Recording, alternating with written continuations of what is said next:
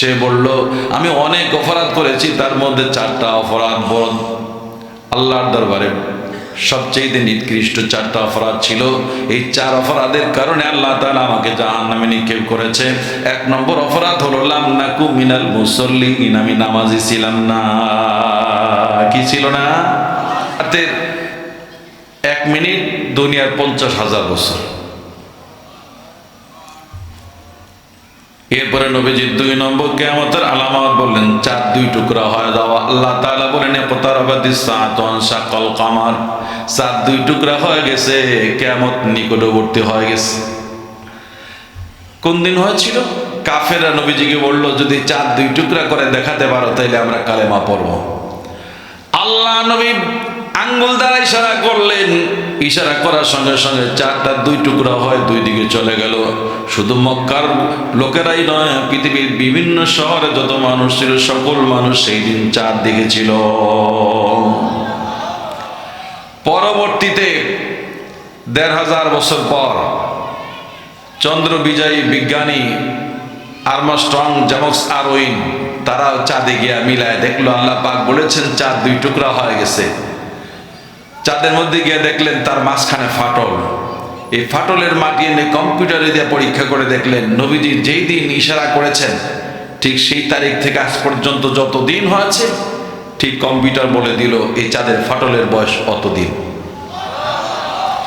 এটাও নবীজির মুজিজা। নবীর এই মুজিজা দেখে চন্দ্র বিজয় বিজ্ঞানী 1,500 বছর বর্ণ চাঁদের এই ফাটল দেখে কালেমা পড়ে মুসলমান হয়ে গেছে। কিন্তু বন্ধু আমার, কপাল পোড়ার দল আবু জাহেল, আবু লাহাব, উতবা সাহেবা, যারা এই মুজিজা আবদার করলো, যারা এই চাঁদ 2 টুকরা করার কথা বললো, ওই মানুষগুলোর কলেমা নসিব হয় না, ওরা কালেমা পড়তে পারে নাই। তাহলে আমরা কি ওই যে ভাগ্যবান বিজ্ঞানী 1,500 বছর পরে চাঁদে গিয়ে চাঁদের ফাটল দেখে কলেমা পড়েছে, এরা হলো ভাগ্যবান। আর যারা নবীর সামনে দাঁড়ায় চাঁদ 2 টুকরা হতে দেখলো এরপরে কলেমা পড়ে নাই, আবু জাহেল, আবু লাহাব, উতবা সাহেবা, এরা হলো কপাল পরা হতভাগা। আমরা কি আবু জাহেলের মতো হব না ওই বিজ্ঞানীদের মতো হব? আল্লাহ কবুল করে বলেন আমিন। আমরা হতভাগা হতে চাই চাই না। তাহলে এক জান্নাতি জাহান্নামীদেরকে একটা ডাক দিয়েছেন। আল্লাহর কাছে এক জান্নাতি দরখাস্ত করবে, আল্লাহ, লালমোহন বাজারে 2 বন্ধু একসঙ্গে ব্যবসা বাণিজ্য করতাম, তো আমার বন্ধুটাকে জান্নাতে খুঁজলাম, কোথাও পাওয়া গেল না, ও আছে কোন জায়গায়, এটা দেখতে মনছে আমার। আল্লাহ পাক বলল, তোমার বন্ধু তো জাহান্নামে আছে। আমার বন্ধু জাহান্নামে কোথায় আছে, কি অবস্থা আছে, তার সঙ্গে একটু দেখা করব, কথা বলবো। আল্লাহ তাআলা তো ওয়াদা করেছেন, মা তাশতাহি আনফুসুকুম ওয়া লাকুম ফিহা মা তাদউন। জান্নাত এমন একখান জায়গা, সেখানে যা চাইবে তাই দেওয়া হবে, কোনো কিছুই না বলা হবে না। না বলতে কিছু, যা চাইবে চাইতে দেরি, দিতে দেরি হবে না। ওই জান্নাতি যখন বলল, আল্লাহ, আমার বন্ধু জাহান্নামে কোথায় আছে আমি দেখতে চাই, মা সালাকাকুম ফি সাকার, ক্বালু লাম নাকু মিনাল মুসাল্লিন ওয়া লাম নাকু নুতইমুল মিসকিন ওয়া কুন্না নাখুদু মা'আল খাইদিন ওয়া কুন্না নুকাজ্জিবু বিয়াউমিদ্দিন। আল্লাহ পাক কি কুদরতের কারিশমা, জান্নাতটাকে এমন ভাবে ঘুরায় ধরলেন, সে জান্নাতের উপর থেকে ওই বিল্ডিং এর ভবনের জানলা দিয়ে তাকায় জাহান্নাম দেখতেছে, তার বন্ধু জাহান্নামের মধ্যে আগুনের মধ্যে ভাসতেছে। উপর থেকে 2 বন্ধুর কথা শুরু হলো। জান্নাত থেকে ডাক, দেখো লালমোহনের বন্ধুরে, আমি অমুকের ছেলে অমুক, তোর বন্ধু ছিলাম। দেখ আল্লাহ আমাকে জান্নাতে কত নাজ নেয়ামত দিল, কত সুখ শান্তি আরামাস দিল, কত বিলাসবহুল জীবন দিল। ও বন্ধু, তুই জাহান্নামে গেলি কেন? বল বল, কোন অপরাধে আল্লাহ তোকে জাহান্নামে নিক্ষেপ করলো? এবার জাহান্নামী বলবে, বন্ধুরে, ও বন্ধু, একটু ঠান্ডা পানি দে, একটু ঠান্ডা পানি আগে দে। বহু বছর পর্যন্ত, হাজার হাজার বছর পর্যন্ত জ্বলতে জ্বলতে আমার কলিজাটা শুকায় গেছে, একটু ঠান্ডা পানি জান্নাত থেকে দে। জান্নাতের ঠান্ডা পানি জাহান্নামীদের জন্য আল্লাহ হারাম করে দিয়েছে রে, এক বিন্দু ঠান্ডা পানি তোর নসিব হবে না। বল কেন তোকে জাহান্নামে নিক্ষেপ করা হলো? সে বলল, আমি অনেক অপরাধ করেছি, তার মধ্যে 4টা অপরাধ বড় আল্লাহর দরবারে সবচেয়ে নিকৃষ্ট 4টা অপরাধ ছিল। এই 4 অপরাধের কারণে আল্লাহ তাআলা আমাকে জাহান্নামে নিক্ষেপ করেছে। 1 নম্বর অপরাধ হলো লাম নাকু মিনাল মুসাল্লিন, আমি নামাজি ছিলাম না। কি ছিল না? তাইলে কোরআনের এই আয়াত আর এই জাহান্নামের বক্তব্য দ্বারা কি বুঝলাম? নামাজ যারা পড়বে না তারা কি জান্নাতি না জাহান্নামী? আরো জোরে বলেন। বিশ্বাস হয় আপনাদের? যদি বিশ্বাস হয় তাহলে আপনারা যেমন স্যার ওই নার্মাস্ট্রং ওই বিজ্ঞানীর দলের, যদি বিশ্বাস না হয় তাহলে আবু জাহেল আবু লাহাবের দলের। কথা ঠিক না? আবু জাহেল আবু লাহাবের বিশ্বাস হয় নাই, এই জন্য নবীর কথা মানে নেয়, নবীর শরীয়ত মানে নেয়। জাহান্নামী বলবে 1 নম্বর অপরাধ ছিল লাম নাকু মিনাল মুসাল্লিন, নামাজ পড়ি নাই। 2 নম্বর অপরাধ ছিল লাম নাকু নুতিমুল মিসকিন, আমার কাছে অনেক গরিব এতিম মিসকিন অসহায় মানুষ আসতো, আমার কাছে অনেক সাহায্য প্রার্থী আসতো, তারা আসলে আমি তাদেরকে সাহায্য দিতাম না, সাহায্য করতাম না। আমার সামর্থ্য ছিল, অর্থবিত্ত ছিল, সব ছিল, আমি তাদেরকে সাহায্য করতাম না।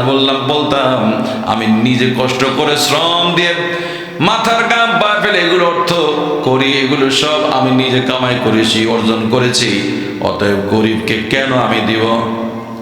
আমি আমার গরিব যারা অসহায় যারা তাদেরকে আমি কোনো সাহায্য সহযোগিতা করতাম না।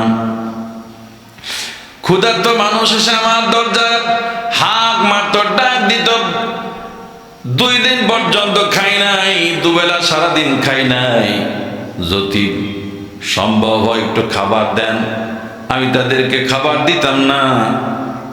এটা হলো আমার 2 নম্বর অপরাধ। লাম নাকু মিনাল মুসাল্লিন ওয়া লাম নাকু নুতিমুল মিসকিন ওয়া কুন্না নাখুদু মাল খায়দিন। 3 নম্বর হলো যারা আল্লাহ পাকের পথে দ্বীনের পথে যায় ওই মানুষগুলোকে ফিরায় রাখার চেষ্টা করতাম, যাতে করে মানুষ আল্লাহর পথে দ্বীনের পথে না যায়, যাতে করে মানুষ দ্বীনি কাজের মধ্যে অংশগ্রহণ করতে না পারে, যাতে তাবলীগে না যায়, মাহফিলে না যায়, দ্বীনের কথা না শোনে, দ্বীনের দিকে ধাবিত না হয়, মানুষগুলোকে নানান কথা বলে ছলচাতুরি করে ফিরায় রাখার চেষ্টা করতাম। এবার জান্নাতি বন্ধু ডেকে বলবে, ও বন্ধুরে তুই এই কাজগুলো কেন করলি, এই কাজগুলো কেন করলি? কয় কারণ হলো ওয়াকুন্না নুকাজ্জিবু বিয়াউমিদ্দিন, আসলে পরকাল হবে, হাসরের ময়দান হবে, সিংহায় ফুৎকার দেওয়া হবে, কিয়ামত কায়েম হবে, আর এইভাবে জান্নাত জাহান্নাম হবে, এগুলো আমি বিশ্বাস করতাম না। এগুলো বিশ্বাস না করার কারণেই আমি আল্লাহ পাকের হুকুমগুলো মানি নাই। তাইলে বোঝা গেল যারা নামাজ পড়ে না তারা কি পরকাল বিশ্বাস করে না? ঠিক কিনা বলেন? যারা নামাজ পড়ে না তারা কি বিশ্বাস করে না? যারা নামাজ পড়ে না তারা জাহান্নাম বিশ্বাস করে না, যারা নামাজ পড়ে না তারা আখিরাত বিশ্বাস করে না। বলবেন হুজুর আপনি এমন কথা কেমনে বললেন? আল্লাহ কোরআনুল কারীমে অন্য জায়গায় বলতেছেন, ফালা সাদ্দাকা ওয়ালা সাল্লা ওয়ালাকিন কাযযাবা ওয়া তাওয়াল্লা, যারা নামাজ পড়ে না ওরা আমাকে বিশ্বাস করে না, আমার কোরআন বিশ্বাস করে না, পরকাল বিশ্বাস করে না, এই জন্যই ওরা নামাজ পড়ে না। অতএব যারা পরকাল বিশ্বাস করে তাদের ডিউটি হলো নামাজ আদায় করা। ঠিক কিনা বলেন? পরকালে বিশ্বাসী, আখিরাতে বিশ্বাসী যারা, জান্নাত জাহান্নামে বিশ্বাসী, তারা কখনো নামাজ ছাড়তে। আমরা নামাজ পড়বো তো ইনশাআল্লাহ। কারা কারা পড়বো হাত তোলেন তো দেখি, আল্লাহর সঙ্গে ওয়াদা করি। আল্লাহু আকবার বলেন, আরো জোরে বলেন আল্লাহু আকবার। ইনশাআল্লাহ আমরা নামাজ পড়বো। আল্লাহ আমাদের নামাজ পড়ার তৌফিক দান করুন। শুধু পড়বো না, নামাজ কায়েম করব। আমার পরিবার পরিজন, স্ত্রী সন্তান, আমার যারা আছে অধীনস্থ সবার মধ্যে আমি নামাজ প্রতিষ্ঠিত করবো ইনশাআল্লাহ। আল্লাহ তৌফিক দান করে। নামাজ এমন একটা ইবাদত, আপনার যত খারাপ অভ্যাস আছে সব অভ্যাসগুলো ধীরে ধীরে নামাজ আপনাকে পরিবর্তন করে দিবে। নামাজ আপনাকে বিশুদ্ধ একজন মানুষ বানিয়ে দেবে। আল্লাহ তাআলা বলেন, ইন্নাস সালাতা তানহা আনিল ফাহশাই ওয়াল মুনকার ওয়া লাযিকরুল্লাহি আকবার। যত অশ্লীল কাজ আছে, নোংরা কাজ আছে, সব আপনার থেকে দূর হয়ে যাবে যদি আপনার নামাজ ঠিক হয়ে যায়। আপনারা এখন প্রশ্ন করবেন, হুজুর দেখছি বহু মুসল্লি দেখছি আমাদের এই লালমোহনে নামাজ মুসল্লির অভাব নাই, নামাজও পরে পরে রাইলো ঢিলে খায়, নামাজ পড়ে সুদও খায়, মনে হয় লালমোহনে নাই, আসেনি? নামাজও পড়ে এরপরে 2 নম্বরই পয়সাও ছাড়ে না, আসে না নাই? এই সেই দিন আমার গাড়ি ধরছে পুলিশে, পুলিশ ধরে কয়, হুজুর তাড়াতাড়ি টাকা দেন, নামাজ পড়তে যাব। তো কিসের টাকা দেবো? কাগজপত্র সবই তো ঠিক আছে, টাকা দেবো কেন? চা খাইতে দেন, গভর্নমেন্ট এতগুলো টাকা বেতন দেয়, এরপরে টাকা দেওয়া লাগবে চা খাইতে। এরপরে টাকা যখন দিলাম না, যে তোমার টাকা দিলে তো আমার গুনাহ হবে, পাপ হবে, আমি দেব না। বললো, হুজুর নির্বাচনের ডিউটি কিন্তু খাড়া লাগবে, তার মানে টাকা যখন দিলেন না তাইলে আপনারা ফাইলে ফেলবো। চিন্তা করে দেখছেন? আবার কি সুন্দর করে কয়, তাড়াতাড়ি টাকা দেন, নামাজ পড়তে যাব। তুমি হারামও খাইলা, নামাজও পড়লা, তোমার নামাজ তোমাকে ফিরাতে পারে নাই কেন? এটা বুঝাবার জন্য আমি একটা গল্প বলবো। কোন এক পীর সাহেবের কাছে মহল্লাবাসী একটা নালিশ করলো যে হুজুর একটা খারাপ মহিলা আছে, মহিলা জনমের সুন্দরী, এই মহিলার রূপে মুগ্ধ হয়ে এলাকার সমস্ত যুবকরা নষ্ট হয়ে গেছে, অর্থনৈতিকভাবে চারিত্রিকভাবে একেবারে ধ্বংস হয়ে গেছে। আপনি একটা কিছু করেন, বদদোয়া দেন যেন ধ্বংস হয়ে যায়, না হয় দোয়া দেন যেন আল্লাহ হেদায়েত করে। হুজুর বললো, আচ্ছা চলো বদদোয়া করার আগে চেষ্টা তো করা দরকার, দাওয়াত দিয়ে দেখি পরিবর্তন হয় কিনা। সেখানে গিয়ে হুজুর ওই মহিলাকে দাওয়াত দিলেন। হুজুর বললেন, মাগো তুমি তো মুসলমান? কাহা মুসলমান, তাহলে 5 ওয়াক্ত নামাজ ঠিক মতো পড়বা, আর কিচ্ছু না? কয় না আর কিচ্ছু না, 5 ওয়াক্ত নামাজ ঠিক মতো পড়বা। তো উজু জানো? বললো, না উজু তো করতে জানি না। হুজুর উজুটা শিখায় দিলেন, পাক পবিত্র কিভাবে হতে হয় শিখায় দিয়া বললেন, নামাজটা তুমি ঠিক মতো পড়বা। কয় হুজুর ঠিক আছে, ওয়াদা দিলাম আপনার সাথে, নামাজ আমি ছাড়বো না। হুজুর বললেন, কোনো টেনশন নাই, 40 দিনের মধ্যে ঠিক হয়ে যাবে। লোকেরা এসে, হুজুর কি দোয়া করলেন বুঝলাম না, নামাজও পড়ে আকামও করে, দোনোটাই চালায় দিছে। হুজুর বললেন, দুটো তো একসঙ্গে হয় না, একটু খোঁজ নেওয়া দরকার, কি হলো? ওর নামাজ ওকে পরিবর্তন করতে পারলো না কেন? ওর কাছে গেলেন, তুমি কি 40 দিন নামাজ আদায় করেছো? বলল, হ্যাঁ, এক ওয়াক্ত আমি বাদ দিই না, আজান শোনার সঙ্গে সঙ্গেই আমি নামাজ আদায় করেছি সবার আগে। নামাজটা কিভাবে পড়লা? আপনি যেভাবে শিখায় দিয়েছেন সেইভাবেই আমি নামাজ পড়েছি। উজুটা কেমনে করলা? উজু তো আপনি করায় দিয়ে গেছেন, তারপরে আর করি নাই। তো 40 দিন আগে উজু করছে, সেই উজু দিয়েই 40 দিন নামাজ পড়ছে, নামাজ হয়েছে? অর্থাৎ 40 দিন পর্যন্ত নাপাক অবস্থায় নামাজ পড়েছে। এই 40 দিন নাপাক অবস্থায় নামাজ পড়ার কারণে তার নামাজ তার পরিবর্তন ঘটাতে পারে নাই। যেমন বেশ্যা তেমন বেশ্যাই আছে, যেমন চরিত্রহীনা সেই পুরো চরিত্রহীনাই আছে। আর আমাদের অবস্থা ওই মহিলার মতো, আমরা নামাজ পড়ি, আমাদের শরীরের অঙ্গে অঙ্গে রক্তের, আমাদের রন্ধে রন্ধে প্রতিটা রক্ত ফোঁটার মধ্যে হারাম লেগে আছে, প্রতিটা মাংসের কণার মধ্যে হারাম লেগে আছে, যার কারণে যত নামাজ পড়ি আমাদের নামাজ আমাদের চরিত্রের পরিবর্তন ঘটায় না। আল্লাহর কালাম মিথ্যা হতে পারে না। আল্লাহ পাক কালামে ঘোষণা দিয়েছেন, ইন্নাস সালাতা তানহা আনিল ফাহশাই ওয়াল মুনকার, নিশ্চয়ই নামাজ অশ্লীল কাজ পয়সা কাজ থেকে মানুষকে ফিরায় দিবে। নামাজ হলো সবচেয়ে বড় জিকির। অতএব নামাজ পড়ার পর একটা লোকের চরিত্র ঠিক হবে না, এটা হতেই পারে না। আমাদের চরিত্র ঠিক না হওয়ার কারণ হলো নামাজ তো পড়ি, কিন্তু আমাদের শরীর হলো নাপাক। আল্লাহ নবী বলেছেন, আল্লাযী নাফসু মুহাম্মাদিন বিয়াদি আন্নাল আবদা লা ইয়াযিফুল লুকমাতাল হারামা ফি যাওফিহি মা ইয়াতাকাব্বালু মিনহু আমাল 40 ইয়াওমান। ওই আল্লাহর কসম, যে আল্লাহর হাতে আমি নবীর প্রাণ, এক লোকমা হারাম যদি কেউ খায় 40 দিনের মধ্যে ওই লোকটার কোনো আমল আল্লাহর দরবারে কবুল হবে না। এক লোকমা হারাম খাওয়ার পর 40 দিনের ইবাদত কবুল হবে না। অন্য হাদিসে আল্লাহ নবী বলেন, এক লোকমা হারাম খাওয়ার পর 40 দিন যত দোয়া করবে কোনো দোয়া কবুল হবে না। তাইলে আমাদের দেহ যদি পবিত্র করতে না পারি, হারাম থেকে পাক করতে না পারি, তাহলে আমাদের নামাজ আমাদেরকে কেমন করে পরিবর্তন ঘটাবে? সমাজে আজকে ঘরে ঘরে ঘরে ঘরে সুদের লেনদেন চালু হয়ে গেছে। গরিব আর ধনী নাই, প্রত্যেকের ঘরে ঘরে সুদের লেনদেন আছে না নাই? আসেনি আপনাদের লালমোহনে? তাহলে কেমনে সমাজ পরিবর্তন হবে? ওলামায়ে কেরাম মাঠে ময়দানে চিল্লায়, মসজিদের খতিবরা জুমার দিনে চিল্লায়, পীর মাশায়েখরা চিল্লায়, তাবলীগ ওয়ালারা মেহনত করতেছে, সবার মেহনত বেকার।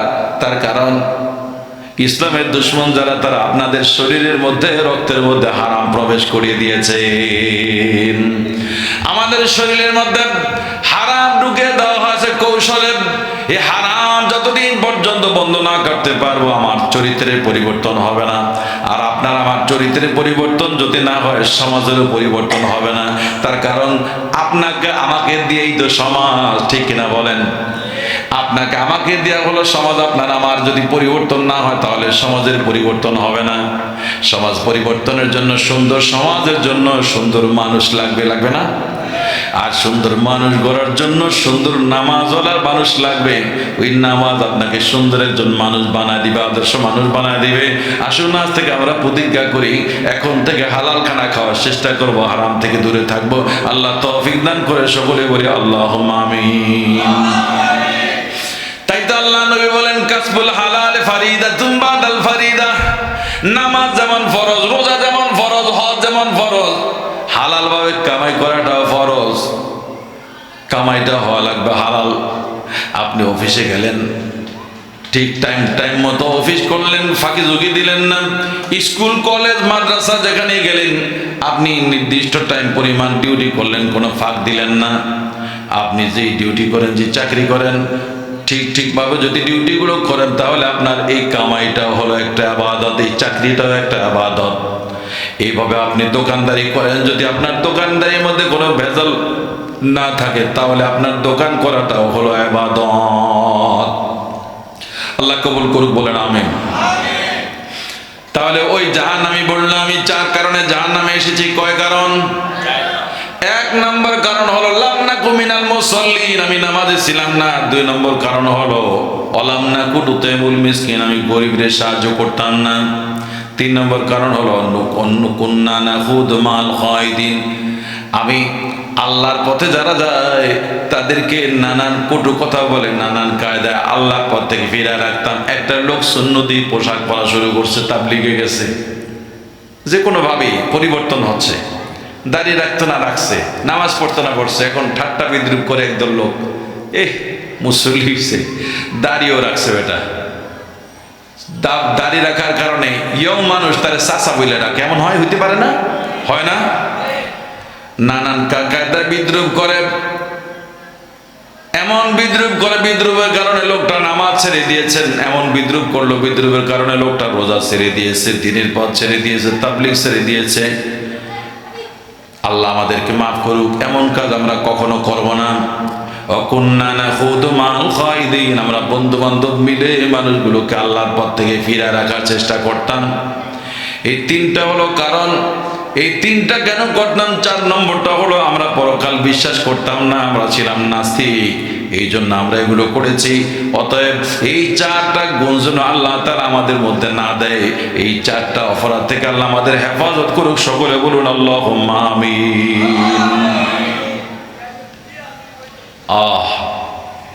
আসেন আমি আপনাদেরকে একটা মজার ইতিহাস শোনাবো, শুনবেন আপনারা?